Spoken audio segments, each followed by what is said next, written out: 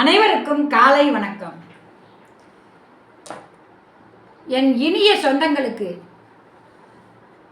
சொல்ல போகிறது என்னென்னா, ஒரு சின்ன உதாரணம்.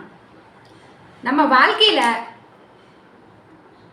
அடிமேல் அடி பிரச்சனை மேலே பிரச்சனை அப்படியெல்லாம் போய்கிட்டு இருக்குங்க. அதை பார்த்து நம்மளுக்கு ஆகாதவங்க எதிராளிங்க என்ன செய்வாங்க? கைகொட்டி சிரிப்பாகுங்க.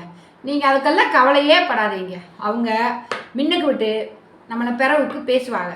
நீங்கள் அதையெல்லாம் எதுவுமே பொருட்படுத்தாதீங்க. நீங்கள் போகிற ஒரு ரூட்டை போட்டு நீங்கள் அந்த ரூட்டு வழியாக நேரே போ நேரே வான்னு நீங்கள் அந்த ரூட்டில் போனீங்கன்னா உங்களுக்கு பனி மழை போல் வந்தாலும் பனி போல் மாறுங்க. இதை ஏன் சொல்கிறேன் அப்படின்னா, என்னோடய வாழ்க்கையில் நான் ரொம்ப அனுபவிச்சிருக்கேன். என்னோடய சொந்த வாழ்க்கையில் ரொம்ப அனுபவிச்சிருக்கேன். அதனால் நான் இதை என் உறவுகளுக்கு என் சொந்தங்களுக்கு நான் கைகூப்பி சொல்லிக்கிறேன். என்னென்னா, பறந்து உயர பறந்தாலும் ஊர்க்குருவி பருந்தாகுமா அப்படின்னு பெரிய பழமொழி சொல்லுவாங்க. அது மாதிரி பறக்குங்க வானத்தில். அது எல்லா பறவைகளையும் விட உயரத்தில் பறக்கும். அதை போய் ஒரு பறவை டிஸ்டர்ப் செய்யும். அது என்ன பறவை அப்படின்னு பார்த்தா காகம்ங்க. காகம் அந்த கழுகு மேலே ஏறி உட்காந்து நல்லா கொத்தி கொத்தி கொத்தி கொத்தி பறக்க விடாமல் டிஸ்டர்ப் பண்ணிக்கிட்டே இருக்குங்க. ஏன்னா இவன் நம்மளை மாதிரி தானே இருக்குது.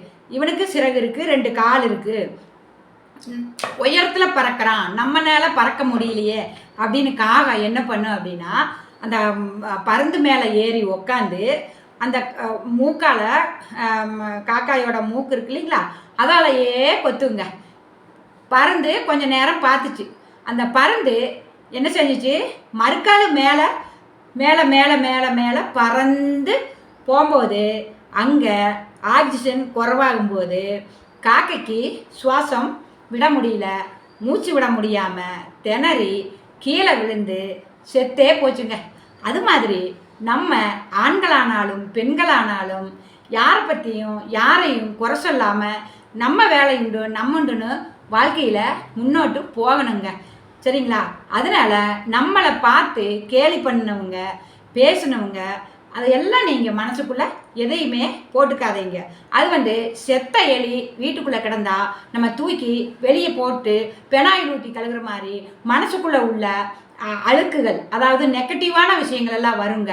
அதையெல்லாம் மனசுலேருந்து தூக்கி போட்டுட்டு எப்பவும் போல் கடவுளை பிரார்த்தனை பண்ணிட்டு நீங்கள் எந்திரிச்சு உங்கள் வேலைகளை அன்றாட வாழ்க்கையில் தொடர்ந்து நீங்கள் ஓடிக்கிட்டே இருங்க. நம்மளுக்கு உழைப்புக்கு தகுந்த ஊதியம் கடவுள் தருவாருங்க. சரியா?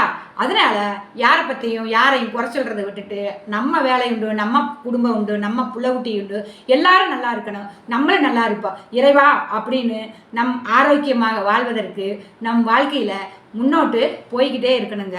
அதனால் இந்த பருந்து காக்கா கதை சொன்ன மாதிரி நம்மளை கொத்திக்கிட்டே இருப்பாங்க சிலர். கூட்டமாக பேஞ்சு மின்னுக்கு விட்டு பிறவுக்கு பேசுறது, அந்த மாதிரி எல்லா கூட்டங்கள் நிறைய இருக்குங்க. என்னோட வாழ்க்கையில் என் சொந்த வாழ்க்கையில் இது நடந்த விஷயங்கள், என்னோட சொந்த விஷயங்களை சொல்லணும் அப்படின்னா ஒரு 4 சினிமா ஃபிலிமு எடுக்கிறாங்க.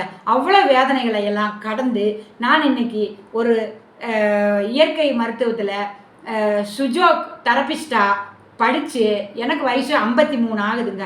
படித்து இன்றைக்கி நான் இந்த 5 நாடு மக்களுக்கு நான் நல்லது செஞ்சு அவங்கள குணப்படுத்தணும் அப்படிங்கிற கோயிலாக போய்கிட்டு இருக்கேன். என்ற பிரார்த்தனை எல்லாமே என் மக்களுக்காக வேண்டிதாங்க. நன்றி.